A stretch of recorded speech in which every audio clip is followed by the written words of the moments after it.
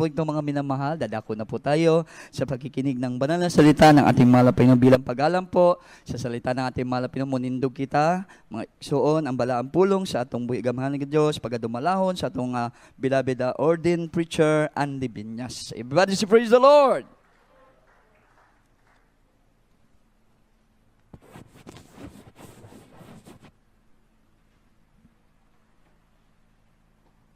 God bless you, and beloved Preacher Pervin Valenzuela. Brother, praise the Lord. Praise the Lord. Taas yung kamay, tayo po ito malangin mga minamahal. Opo, nagilang Diyos po yun, maraming salamat sa dagilang magkataong. Kalubos sa amin sa araw na to, na ikaw ay amin na sambat na pasalamatan malapay. Thank you so much for the protection. Hallelujah sa aming mga biyahe, sa iyong habag at awa. Sa dalangin malapastor, langin sa ubang lingkod mo, sa galing wala kong magawa. Ikaw lang ang lahat sa aming buhay. Pagpalangin, papalain mo salita mo, Lord. Mag-iaral sabot sa amin. Tulungan mo kami, kaabagan mo kami. Halat ang bless na gospel. I bind Satan, cast out in the says, Lord, to the person of the pastor. In Jesus' name, amen. Praise the Lord. Hallelujah. Everybody say, praise the Lord.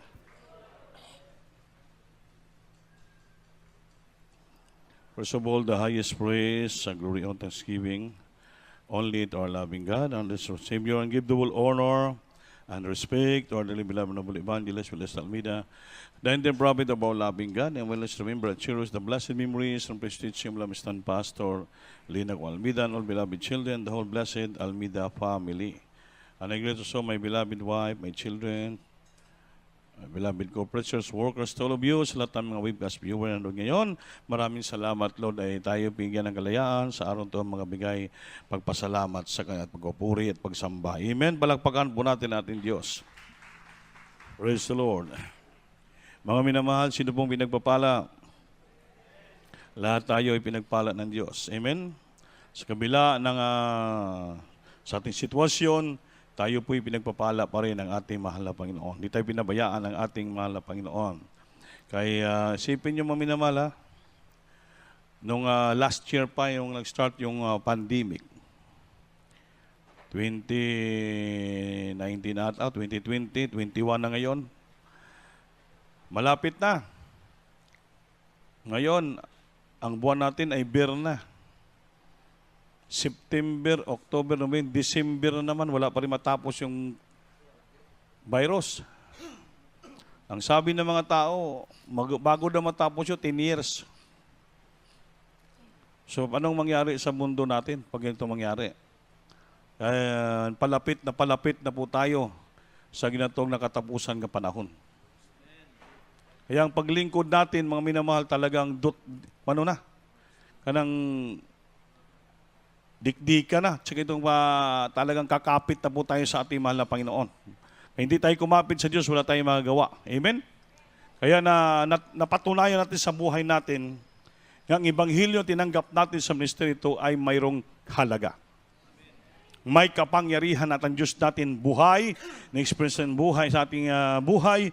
Kaya walang panahon o sa magpalamig-lamig pa po tayo, mga minamahal. Kaya pag-aralan natin sa araw na itong the value of the gospel. Ano bang sabihin ng value? Yung halaga, yung kahalagahan ng Ebanghelyo. Bigyan natin ng regard, highly regard. O butan natin pirmi sa isipan ng think much of. Nga itong Ebanghelyo, napakahalaga sa buhay natin. Yung salita ng Diyos natin na natanggap, atin na pag-aralan, na pinangalan sa mga pastor, ito bigyan natin ng halaga. You must think much of this gospel. Bigyan natin ng importanteng mataas na halaga. Regard highly. Mga milkay, kung wala itong Ebanghelyo na tanggap natin, mga milkay, wala tayo ngayon dito. Bakit nasabi ko to? Dahil nakikita ko po sa aming kalagayan, wala kami dito, mga minamahal, yung aming buhay ay kuna ko lang para lang sa akin, parang hindi ko na kaya. Parang gusto ko nang manatili na ito sambahan kasi ang hirap ng buhay pag malakad-lakad dahil pandemic. Risky ang daan na dinadaanan namin. Imagine, napakalayo ng Cagayan de Oro going to Jinsan, dulo-dulo. At pero naisip ko, gaano kahalaga ng Ebanghelyo sa bawat tao. Kasi nung dumating kami sa Jinsan, nag-celebrate sa 24th church anniversary, inimbitar ako na bilang mag-preach. Alam mo, yung mga kapatira, nakita ko, talagang tuwang-tuwa sila, galak na galak, umiiyak. Sabi ko, Lord, gaano kalagang Ebanghelyo sa tao? Sino naman kami? Hindi kami. Pero yung ibig sabihin, yung naramdaman ba nila na totoo ang Diyos dahil gusto nila ma-revive, matuwa, na meron silang bisita, makapiling kami, napakalayong lugar namin, narating namin yung Jinsan, yung Santo City dahil napakahirap ng buhay. Mahirap, pero hindi mabayaran yung kagalakan, kasiyahan, yung kahalagaan ng Ebanghelyo sa buhay natin na ginagamit tayo ng Diyos, yung natuturuan sila kahit papano sa dalangin ng mga pastor. Nakita ko po pag-uwi namin. Dumaan kami sa bawat mga station natin sa North Cotabato. Nakita ko yung sitwasyon, kalagayan, yung talagang pagsisikap natin mga kapwa manggagawa, maayos, masagawa ang gawain. Kaya kami nagtuturo, nagmi-meeting, naayos, may kunting mga konflikto. Nakita ko po gaano kahalaga ang kaligtasan ng tao. Mahirap pala ang papuntang langit. Amen. Masila na bagay, kunting bagay lang, very sensitive. Dahil may mga kapatiran kitang masyadong sensitibo, kunting bagay lang, talagang binibigyan na ng halaga na paano sila masurvive sa kaligtasan. Na maging smooth, maging payapa, maging maligaya, tuloy-tuloy ilang paglingkod sa ating pinakamamahal na Panginoon. Palakpakan po natin ang Diyos. So nakita, that is the value of the gospel. Ang kalagahan ng Ebanghelyo ng kaligtasan ng ating mahal na Panginoon na dapat bigyan natin ng highly regards. If we think of something, you must think much of the gospel. Ng ating natanggap sa ating pinakamahal na Panginoon. Mamaya pala yung biyahe. Habang nagbabiyahe kami, pagdating namin ng Takurong, talagang mga minamahal, ang lakas ng biyahe namin kasi Monday, Carmen Cotabato going din malayo, mga 3 to 4 hours. So nabilisan namin mga 80 takbo dahil mga 9 o'clock na, 8 o'clock na. Alam mo, biglang kalagitnaan, biglang may nagpagitna. Kala ko mag-suicide eh. Pumuntas kita, ginanong kami. Hindi namin nabantayan. Yan pala, mga highway patrol, pinusil kami. Hindi yung pusil nga baril ha. Binaril yung takbo namin. Overspeeding na pala kami kasi nakalagay stop sa tabi 50 kilometers per hour. Eh sabi na mga dami na naginto. Wala lang kami. O sir, anong problema? Yeah, sir, overspeeding kayo. 3,000 pesos ang multa, hulihin ka. Alam mo, napakabait ng Diyos. Wala lang sa amin, mind, dahil may 50 kilometers per hour. Pagbukas ko ng bintana, ay ganun pa rin yung lagay natin. Sumusot ako ng chip dito, police. Alam mo, sabi ng highway patrol, ay, sir, ikaw pala. Nagmadali ka pala. Oo, pasensya na. Purihin ang ating mahal na Panginoon. Yung matanda na mga asawa, nagtabi na, hinuli sila. Nagbabay pa sa akin, sir, parang nang makaawa bang natulungan ko. No, palabasin nyo na yan. So sabi ko, gaano kahalaga ang Ebanghelyo ng Diyos maparating sa mga ating mga kapatiran. Na tayo nilalatas natin yung mga daan, risgo ang ating buhay. Kung hindi pa totoo ang Diyos natin pinaglingkuran, wala na tayo. Hindi natin marating ang dapat nating pupuntahan. Pero bakit narating natin, nakabalik pa rin tayo dahil buhay ang Diyos natin pinaglingkuran at totoo ang Ebanghelyo ng ating Panginoon na mayroong kapangyarihan at mayroong panampalataya. Amen? Kaya bigyan natin halaga mga minal pakibasa, Matthew chapter 9 verse 35 up to 38.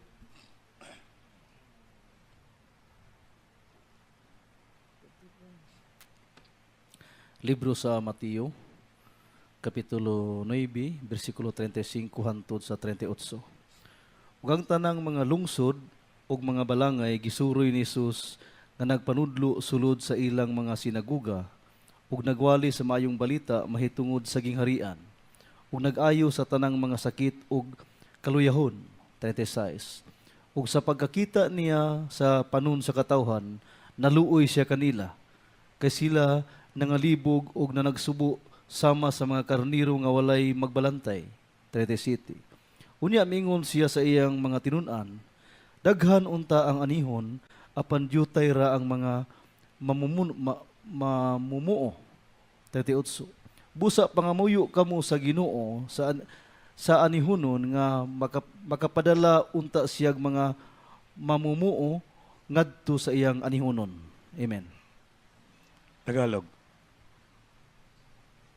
Matthew 9:35 hanggang 38. Amen.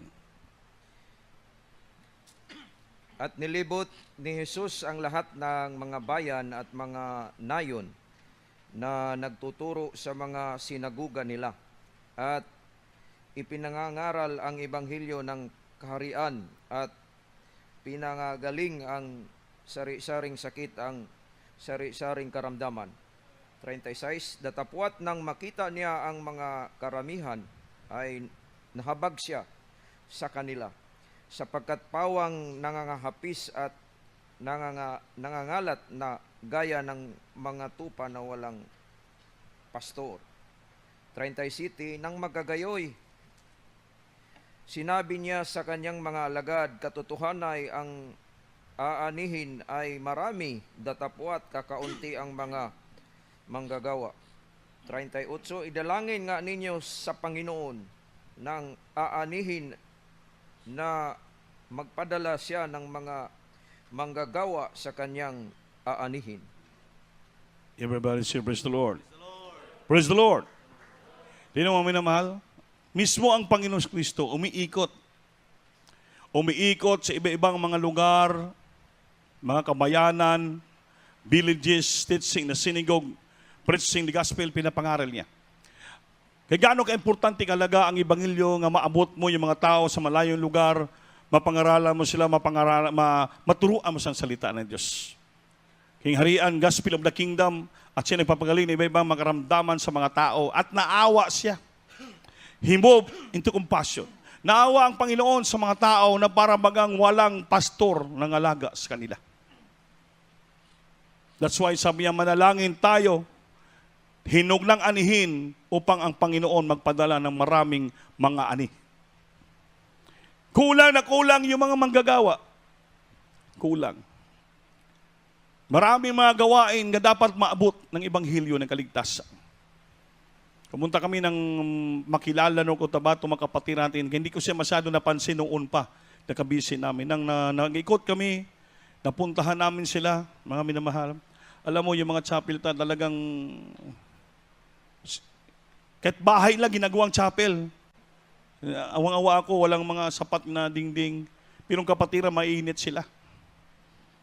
Pati sa Antipas, bahay lang, balkon, maliit lang.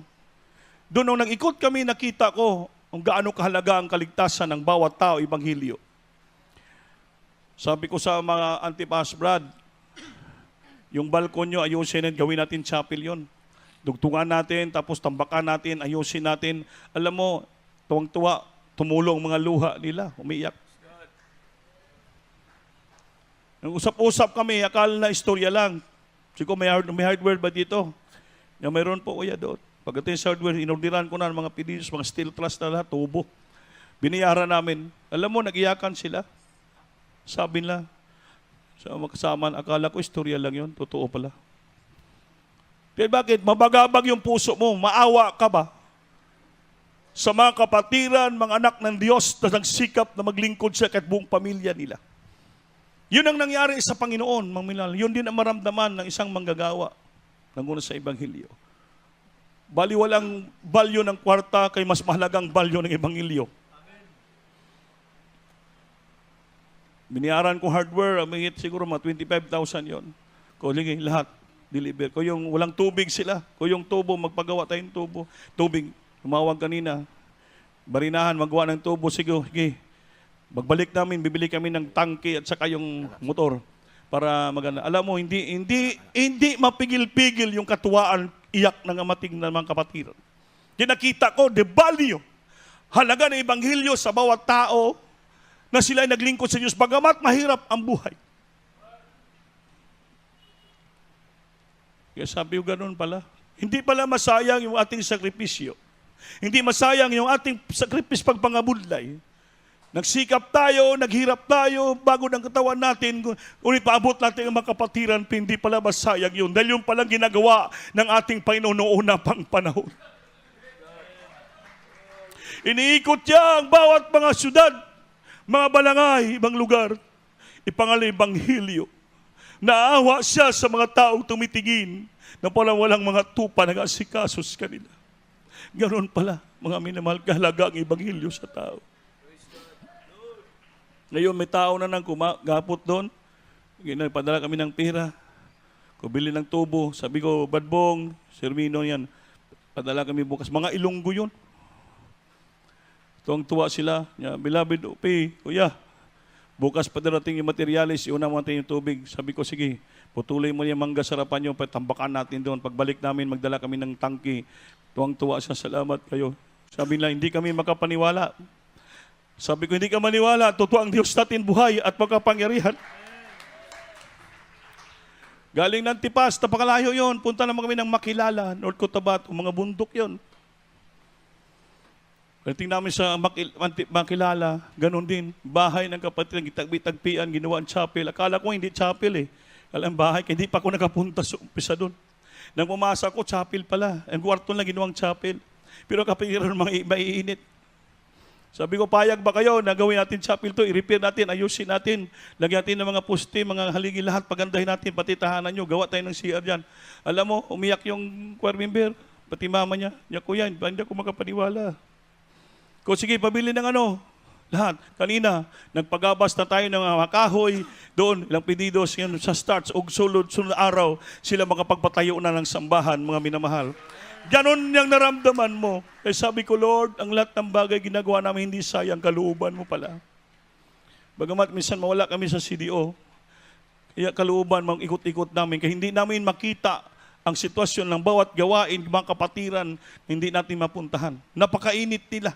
Napakainit nila. Umuiyak, tumutulo sila, pero kawayaw ay mga simbahan. Baka sabihin, hindi natin sila naasikaso. Kaya all things work together for good to them that love the Lord. Lahat yan.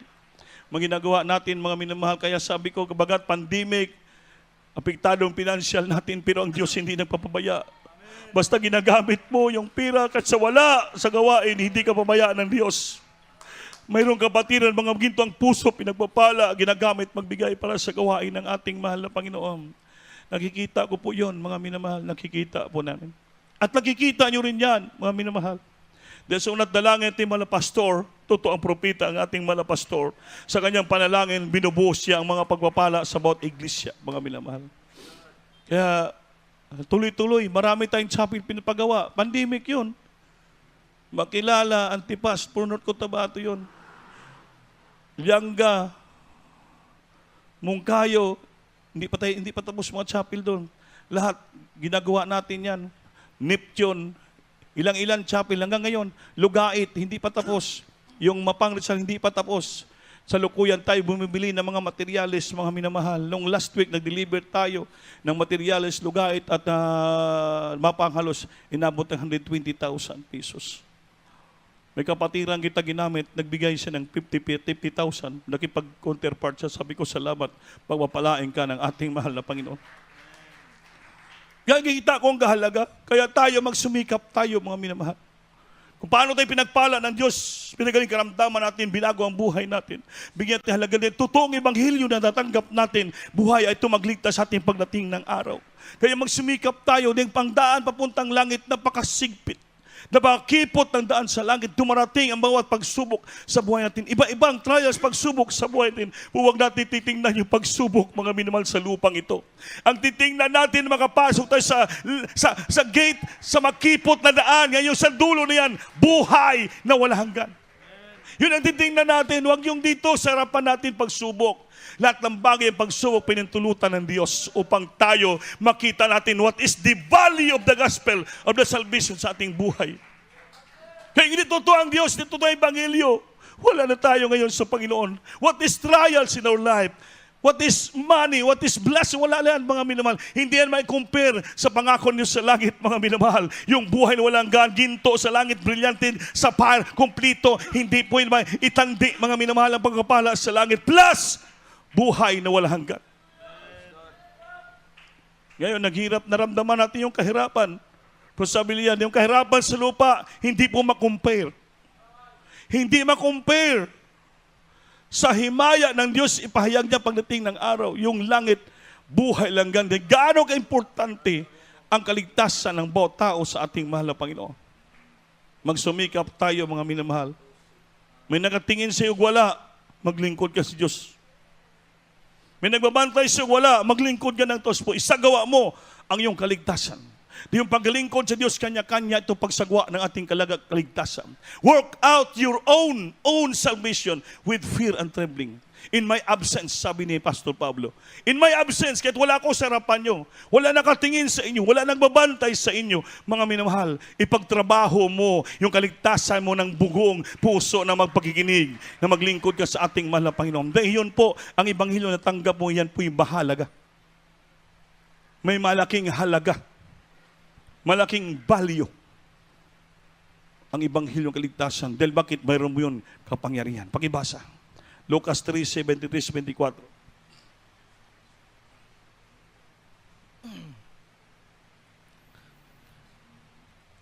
Libro sa Lucas, Kapitulo 13, versikulo 23, paingon sa 24. Ug dihay mingon kaniya, Ginoo, jutay rabay maluwas, ug siya mingon kanila. 24. Panglimbasugin ninyo ang pagsulod agi sa pultahan nga masigpit, kay suginlan ko kamo nga daghan ang maninguha sa pagsulod apan dili makahimo. Amen.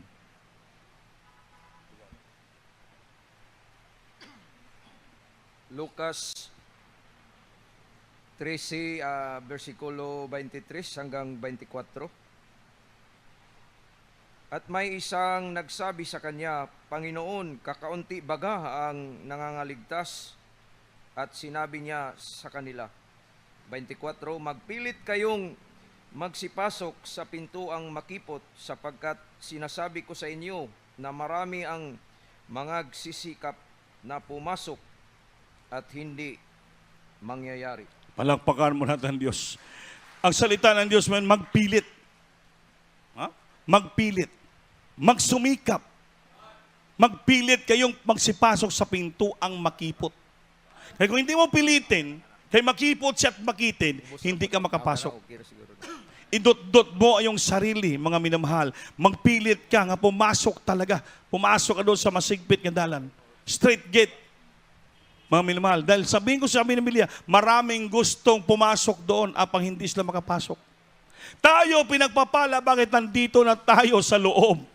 Nag-iglisang ito, nandito na tayo sa totoong kaligtasan. Nandito ipagtrabaho na lang natin ng kaligtasan. Nakapasok na tayo sa pintuan. Nakapasok tayo sa pintuan. Amen?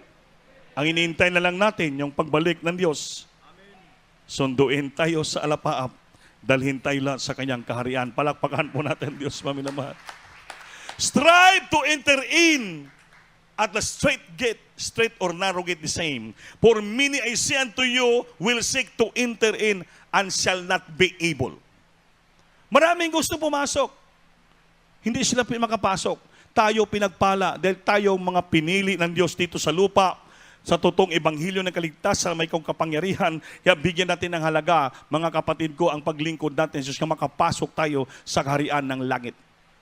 Itong pandemic, walang katapusan ito. Yung paghirap sa buong daigdig, walang katapusan. Kaya gawin natin kung anong magawa natin nga mabuti para sa Diyos. Gawin natin ngayon, mga minamahal. Kaya kami nagsumikap kami na magawa namin ang aming obligasyon. Nung sumikap kami, pinipilit namin na magawa namin ang aming obligasyon bilang linagay ng Diyos yung mga manggagawa. Bahala na ang Panginoon. No matter anong naramdaman mo sa iyong sarili, wala na, piagod hirap. Basta importante, magawa mo ang kalooban ng ating mahal na Panginoon. Dahil pag nagawa mo ang kalooban ng Diyos, maawa ang Diyos sa iyo. Pinagpipilitan mo, nagsusumikap ka, bagamat mahirap. Bagamat mahirap. Unahirapan ka, ngunit pinipilit mo. Pinipilit mo na makapasok sa makitid na daan. Dahil maraming gusto pumasok, hindi sila makapasok. Tayo, swerte dahil bakit? Pinili tayo ng Diyos. Linagay tayo sa totoong paglilingkod. Kaya palakpakan natin Diyos, paminamahal. Minsan hindi may iwasan, magkaroon tayo panghina. Minsan manghina yung panampalataya, dahil nakita tayo sa sitwasyon. Kaya tulad itong bata dito.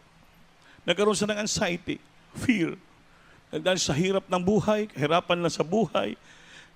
Gusto niyang may plano sa buhay, gusto mag-aral, gusto niya to reach the goal of success in her life para matulong sa pamilya. Pero hirap ng buhay. Nagkaroon siya ng anxiety, nagkaroon siya ng fear. Dahil someday, ano bang mangyari sa aming buhay? Ano bang mangyari sa sitwasyon ng ang mundo ngayon, mga minamahal? Pero mga minamahal, dapat ang Kristiyano, hallelujah, maging panatag ka. Dahil yung ating kamay, yung ating buhay, ay sa ating mahal na Panginoon. Our future rely in God. Ang ating future, ang kaugbaon natin, yung ating bukas, nakarely, nakasandig sa ating mahal na Panginoon. Rely in the hands of our loving God. Wala ka dapat ikalungkot, wala ka dapat ikatakot, wala ka dapat ipag-alala, dahil bakit anak tayo ng Diyos, totoo ang Diyos sa pinaglingkuran natin, totoo ang Ebanghelyo, mayroong kapangyarihan, may halaga, at bigyan at halaga at ipaglingkod sa Diyos. Bakit po? Pag nakita ng Panginoon, gawa mong kalunang, pumilit ka. Nga pangapasok sa langit, ikaw, kitang tanan, pagpapalain ng ating mahal na Panginoon. Yung desire natin sa puso na makamit ang buhay ng langit, ibigay ng Diyos sa atin yan. Dahil nakita ng Diyos yung ating pagpumumilit. We are always striving to enter in, makapasok, in the straight or narrow gate. For many, I say unto you, will seek to enter in, and shall not be able. Maraming gusto pumasok. Tayo lang ang pinagpapala ng Diyos. Kaya kung mga apostoles unang panahon, nagaramdam ng panghina sa panampalataya yon. Kahit sinong tao hindi makaramdam ng panghina, manghina din ka. Kahit mga apostoles doon. Kaya nung sila ay nanghina sa panampalataya, nanalangin sila. Kung nanghina ka, your faith weaken, nanghina yung panampalataya mo, mag-pray ka, Lord, increase my faith. Lord, dagdagan mo pa ang panampalataya. Increase my faith, Lord, in serving you. Increase. Palakasin mo ang iyong panampalataya. O bayaan na malugmo ka ng kaaway. Matalo ka ng kaaway ito sa lupa dahil sa mga pagsubok, kahirapan sa buhay. Manalangin ka, Lord, increase my faith. Amen? Amen. Kaya ang news nakita niya. Sabi niya, if you lack wisdom, you ask. Kung makulangan ng karunungan, hingi ka sa Panginoon. You ask without wavering, ibigay ng Diyos. Ninaniwala tayo sa Kanya. If you believe in the Lord, ask what you wish, and it shall be given unto you. Ay lalo yung panampalataya ng hina, palakasin tayo ng Diyos. Pakibasa. Luke chapter 17, verse 5 and 6, and then Mark 11:22, pakibasa. Ito po sa ating panampalataya. Libro sa Lucas, Kapitulo 17, versikulo 5 hantod sa 6. Ug ang mga apostoles miingon sa Ginoo, dugangi ang among pagtuo. 6. Ug kanila mitubag ang Ginoo nga nag-ingon, kung kamo may pagtuo nga ingon og liso sa mustasa, makaingon kamo niining kahoy nga sikomoro, paibot og patanom ka diha sa laod, ug kini musugot kaninyo. Amen. Everybody praise the Lord. Tagalog. Lucas 17, versikulo 5 hanggang 6. At sinabi ng mga apostol sa Panginoon, dagdagan mo ang aming pananampalataya namin. 6. At sinabi ng Panginoon, kung makakaroon kayo ng pananampalataya na kasing laki ng isang butil ng binhi ng mustasa, sasabihin ninyo sa puno ng sikamorong ito, mabunot ka at matanim ka sa dagat at kayo'y tatalima. Palakpakan po natin ang Diyos. Tatalimahin. Wala imposible sa Diyos. Amen? Amen. Yung mga apostoles, Lord, dagdagan mo yung aming panampalataya. Increase our faith, Lord. Kaya sabi ng Panginoon, kung kayo may panampalataya, katulad lang isang butil ng mustasa. Liso ng mustasa. Itong kahoy na sikomoro, kaya nyo mautusan. Kaya mo bunutin at itanim mo sa gitna ng dagat. Imposible po yun. Pero kung may panampalataya ka sa Diyos, lahat ng bagay magawa mo at susunod sa iyo. Amen? Amen. Ano sabi yo? If thou pluck up the roots and be the planted in the sea, and it should obey you. Bunutin mo, itanim sa dagat, yan ay susunod sa iyo. Palakpakan po natin ang ating malapay noon. May napanampalataya mo, Lord, bigyan mo ng panampalataya.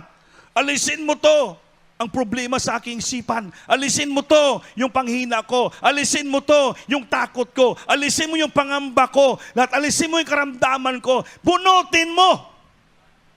Utusan, lumabas ka sa katawan ko. Doon ka pumunta sa bundok kung saan ka ilagay. Mga minamahal, bakit sabi ng Diyos, o-obey sa'yo? Susunod sa'yo. Bakit? Mayroon kang panampalataya. Kahit isang butil lang ng mustasa, napakaliit. Eh lalo pa kung mais yung panampalataya mo, grabe na.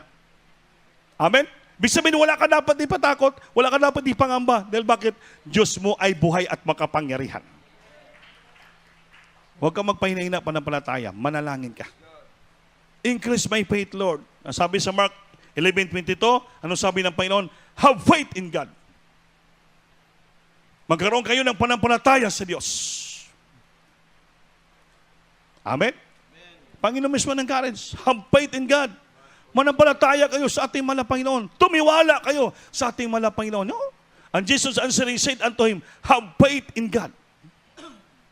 Manampalataya kayo, maniwala kayo, magtiwala kayo, umasa kayo.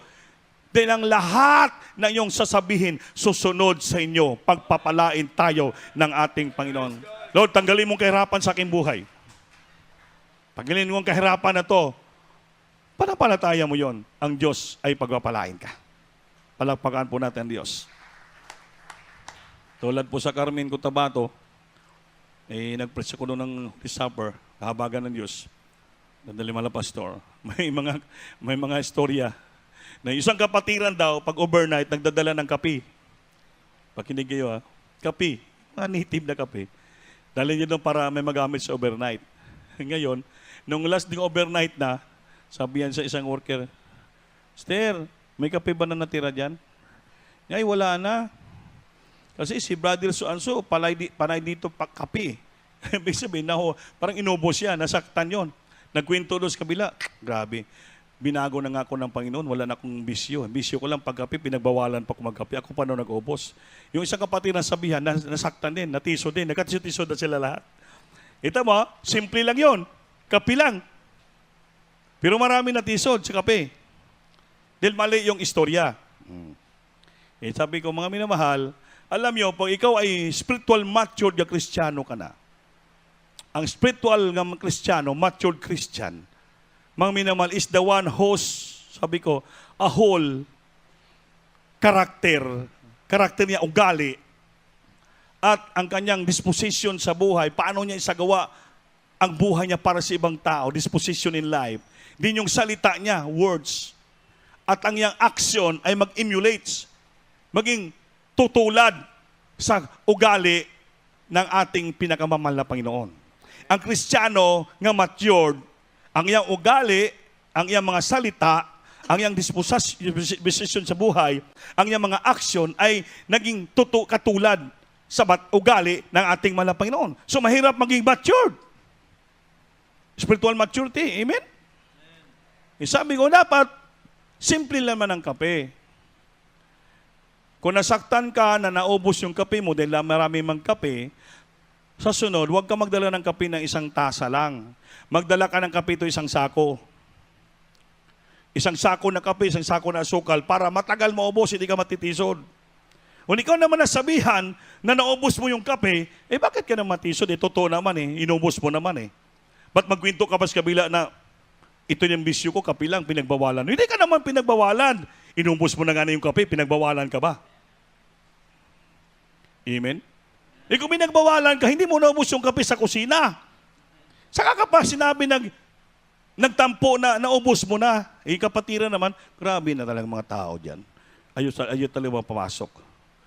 Ikaw mo yung kapatiran natin, pobre, kape lang ang gusto inumin, hindi pinagbawalan. So iba na, natisod-tisod na sila.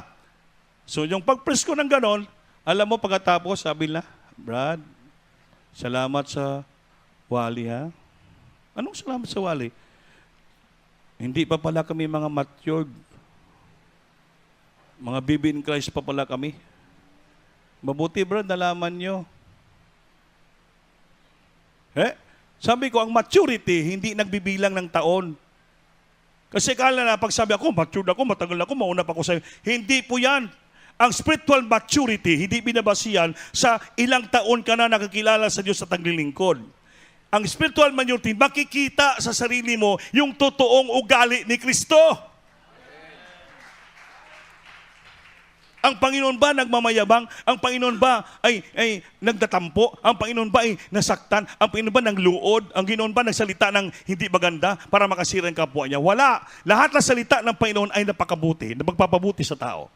Kasi sinuipa, linatigo, pinatay, pinako sa cross. Anong sabi niya sa unang salita niya sa last words?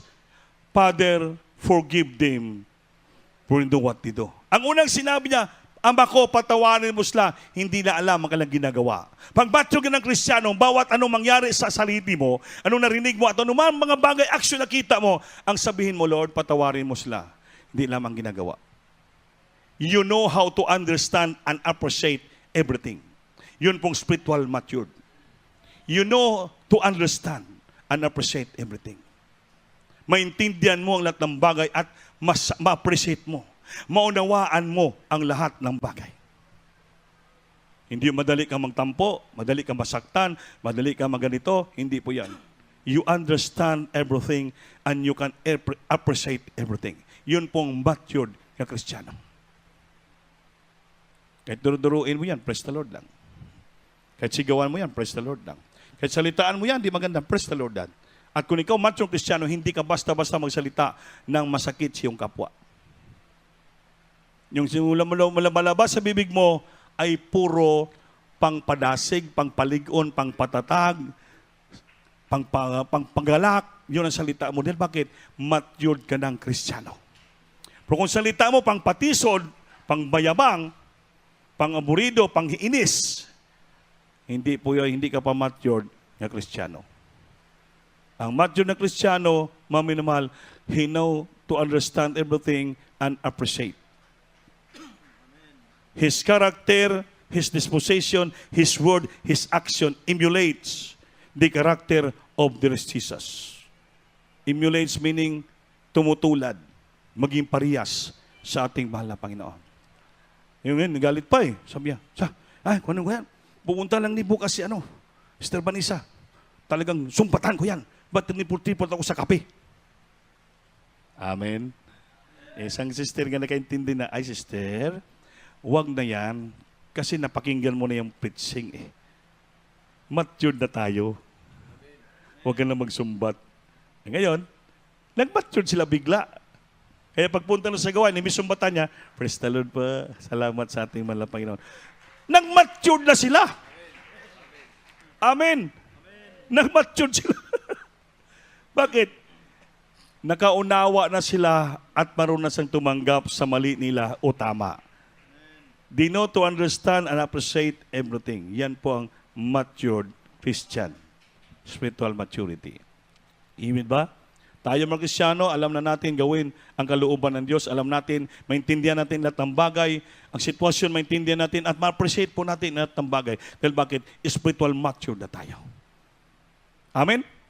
Ang ating mga ginagawa lahat, salita, ating disposition, ang ating character or action, ay kailangan tutulad, mag-emulate sa karakter o ugali ng ating Panginoon. Ang Panginoon napakabait, puno ng pag-ibig, puno ng pasinsya, puno ng pagmamahal, mapagbigay, lahat gawin lahat gawin mo, katulad yan ang ugali ng ating malapit. Wala kang reklamo, wala kang bagutbot, lahat ng bagay na intindihan mo at natanggap mo at naunawaan mo. Yan po ang spiritual matured Christian. Mga minamahal, ganoon po kahalaga ang Ebanghelyo na tumuro sa atin. Kaya tayo mapahalaga natin ang ligtasan natin, mga minamahal. Sabi ni Pablo, work out your own salvation with fear and trembling. Migaw man. May kapatiran naman, galing kami sa pagbigil. Brandy, pwede makapag-istorya sa'yo? Bakit po? Kasi alis na kayo eh. Akala ko nung istoryahan, kaya pala puro reklamo. Kasi sister, ganito eh. Kasi matagal na sila ito, overstaying na, dapat alisin na sila. Yung mga worker, sabi sa akin, alam mo, sister, bago lang taga-preaching na spiritual maturity, hindi mo maintindihan. Sabi niya, hindi, pinaparating na namin sa'yo. Sabi ko, alam mo, unawain nyo yung buhay manggagawa. Yung mga manggagawa, kapwa namin, napapagod din sila, yung tao rin sila. May anak, may pamilya, nagasikaso. Pero nakita nyo, hindi sila pabaya sa puri. Padating ng alas 4, alas 5, mas na mag-umpisa. Pati yung pagpupuri na oras na nireklamo nila eh. Tingnan mo, bro, alas 5 sila magpuri. Sabi ko, wala may problema kung alas 5, anong oras sila mag-umpisa puri. Basta matapos nila yung 6 hours. Kahit mag-umpisa pa siya ng alas 9 ng umaga, basta matapos alas 3, basta matapos 6 hours. Yan po. Ganun ba? Kita mo?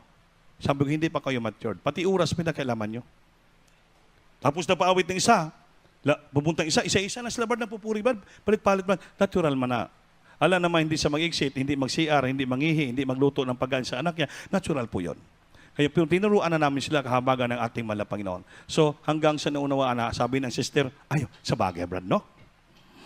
Sa una nila, grabe pamanggaan ang problema, gira man. Dito, simple na lang. O sabi ko, salamat, praise the Lord, nag-matured ka na. Kung alis na ko, salamat ha. Pag-pray lang natin. Kaya kung alisin ko dito yung mga manggagawa, palitan ko na ibang manggawa, baka maya, masobra pa itong pinalit ko na manggagawa, magreklamo naman kayo. Ganun pa rin istorya natin, palitan ko naman. Kung ang pinalit ko, ganun pa rin. Walang katapusan yung reklamo, kaya hindi pa kayo nag-mature. Pero kung mature Kristiyano, maunawaan nyo, matanggap nyo, at maintindihan nyo ang bawat ugali ng tao. Gaano man sa kasama yung tingin, may Diyos naman nagbabago ng tao. Ang bawat tao may kahinaan. Unawain natin, intindihin ang kahinaan.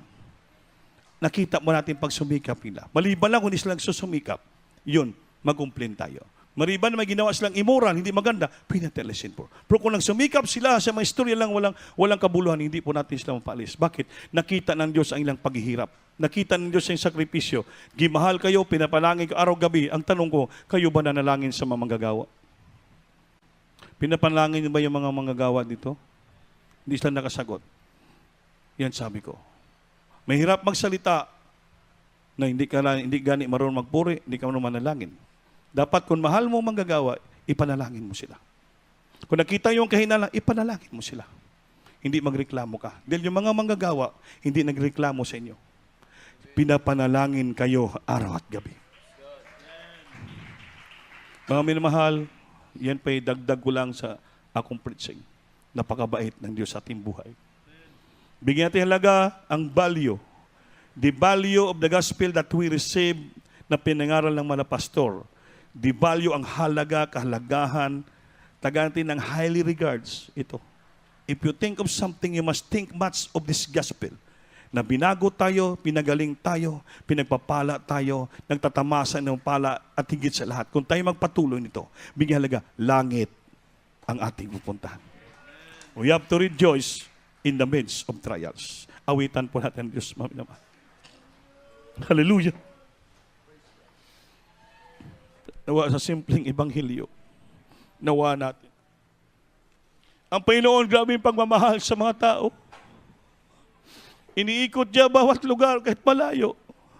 Maabot niya lamang ang bawat kaluluwa na kailangan ng kaligtasan at tulong. Naawa siya sa kalagayan ng tao na walang nag-asikaso sa kanila.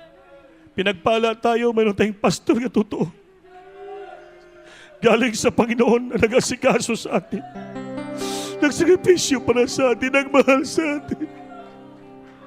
Nagturo sa atin. At tayo pinagmapala ng Diyos.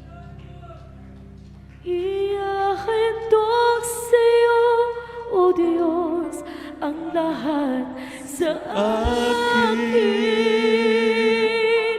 Ang natatanging alay ko ay ang buhay ko.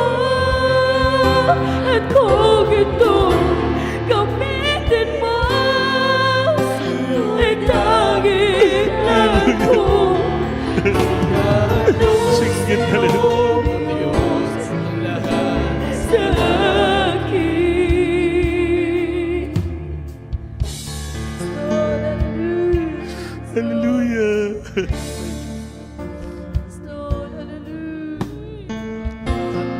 Jesus, hallelujah. Ihahandog sa'yo, O Diyos, lahat sa akin. Gandong Ang namin mo. natatanging Tanging alay alay ko. ko ay ang buhay ko. Buhay ko. At kung ito'y gamitin mo, Andong ito gamitin mo. tanging lahat ko. Ihahandog sa'yo, O Diyos, ang lahat sa akin. Di ko kayang lumahin sa Diyos ang matuwid. Jesus, saktan yung mensahe. Pagkana wala saysay at wasay malulugod. Pagkat ang nais Pagkat ang nais niya, ang buhay ko'y Kanya. puso, iaalay ko'y gamitin niya. Ihahandog Sa'yo, O Diyos, at sa akin, ang tanging alam ay ang buhay ko. kung Ito'y gamitin mo. sa'yo'y dahilan ko. Ihahandog sa'yo, O Diyos, Ang lahat sa ihahandog sa'yo, O Diyos, lahat sa akin. Ang natatanging alay ko ay ang buhay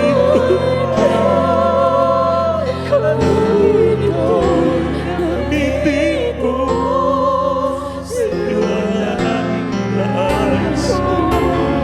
Ihahandog sa'yo, O Diyos, lahat sa akin.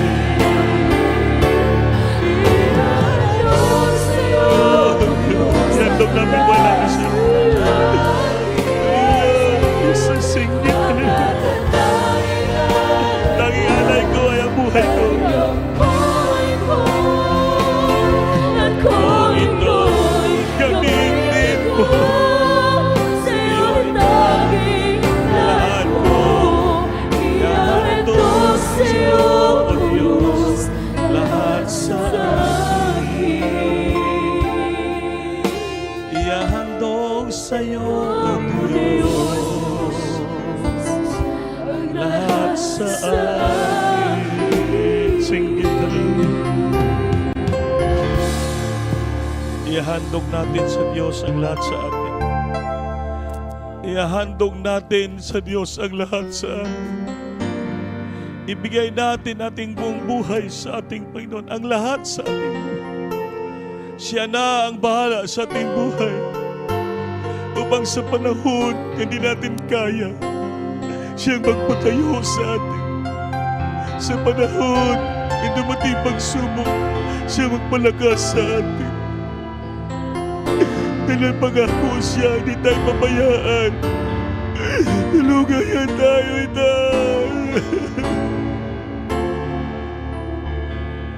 Dahil mga importante ating kaligtasan, mga minamahal. Jesus. Wala tayo magawa pag walang Panginoon sa atin. Hindi natin kaya. Dahil siya lamang ang ating kalakasan at buhay. Manalangin tayo lahat, mga minamahal. Itaas yung kamay niyo.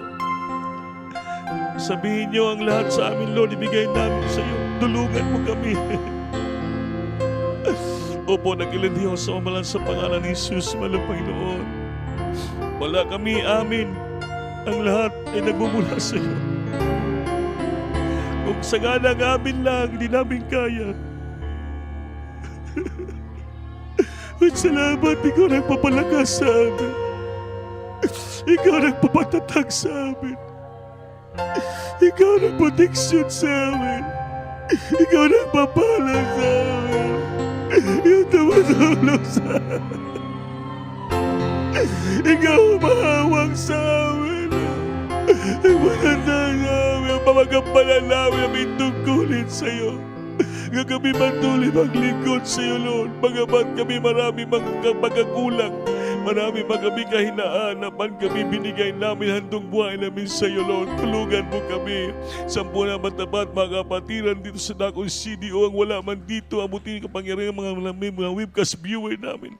Abutin mo siya, palain mo kami sa gabing ito. Tulungan mo kami, Lord, dahil wala sa aming magawa. Dalangin yung propeta mga pastor sa pangalan ni Jesus. Singgit, hallelujah. Singgit, hallelujah. Pato ka may sulon yung isa nagataas na tayo maglihas, hallelujah. O pumalapay na babae yung kapangyarihan sa may langit na dalangin ng mga pastor, yung tayo prophet. Hanginoon, sa pangalan ni sa iba'y the prop darkness, the most infirmity, the sickness and disease cast out from the chin at in the might of Jesus be healed at our bless the chilling financially, physically be healed, the sick and problem my God. Jesus' name, amen, amen, hallelujah. Palagpakan natin Diyos, may minamahal. Everybody say, praise the Lord. Lahat tayo ay tumayo. Taas yung kamay, singgit tayo, tulog kami, hello, praise the Lord. Hello, praise the Lord. Hello, praise the Lord. Amen. Mga minamahal, sa Biyernes, dito na lang tayo. Kaya medyo masikip doon eh.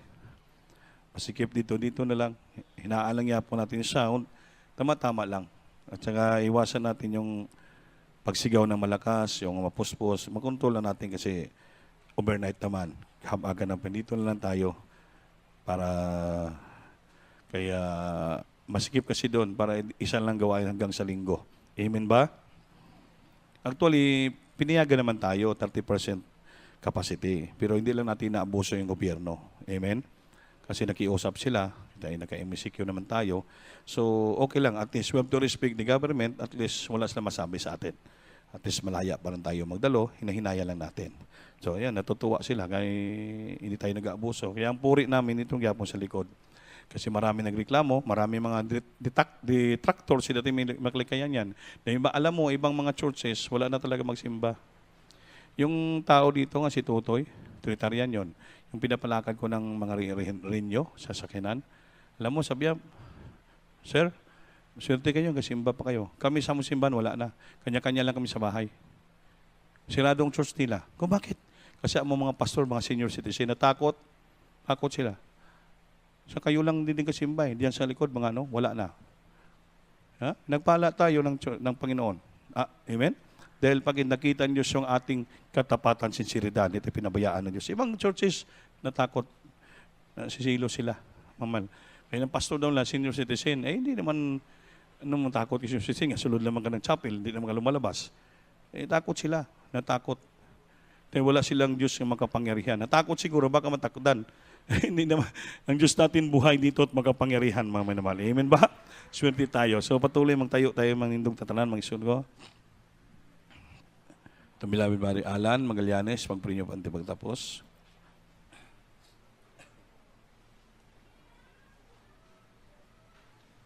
Manindog tayo, mag-isuon, bayaw kamot. Magpalihas niya diri po atong lingkuran tabangan nato. Hangin niyo sa boxes mga pledges nato. Praise the Lord. Hallelujah. Hallelujah, praise the Lord. God bless you, beloved ako din sa kay Andy Binyas. Hallelujah, praise the Lord. Mga ambot na mga minaman na tayo. Hallelujah, praise the Lord. Takila mga papala. Ama, sa kanyang pangalan ni Jesus. So, nang pagampo sa mga mahal na pastor, with this tada. Ang binamahal na Panginoon, maraming salamat mo sa araw na ito, mahal na Panginoon. Sa aming pagsimba sa dakilang pangalan, mahal, ay pinabanda mo naman sa amin, mahal Panginoon. Yung dakilang pag-ibig, bawat isa sa amin, maraming salamat, mahal po, mula pa sa aming pasama, mahal Panginoon, sa Jipol, sa Sulim. Hallelujah, praise the Lord. Nandyan ka na, mahal Panginoon, salamat, mahal Panginoon, sa mga buhay na patutuo, salamat. Sa patuloy mong pag-ingat nila, proteksyon kanila, mahal na Panginoon, salamat. Sa awitan ng choir, mahal na Panginoon, salamat, mahal na Panginoon, sa kanilang tapat, na pagbibigyan silang tayo sa love of higit sa lahat, mahal Panginoon. Sa iyong banal na salita, mahal na Panginoon, amin na Panginoon, nagdagdag naman ito, Panginoon, sa aming kalakasan sa paglingkod sa iyo, mahal. Salamat din, mahal na Panginoon. Pag-iing mo ito, ganoon din sa kanilang pag-uwi, mahal. Ingatan mo sila sa mayong makapangyarihan. Tunga mo sama talangin sa iyo, makapayang pangalan, sa pangalan ni Jesus. Amen. God bless you po. Maglaman uwag tamanal. We love you in the Lord. Others, Jesus loves you more. Yes, I love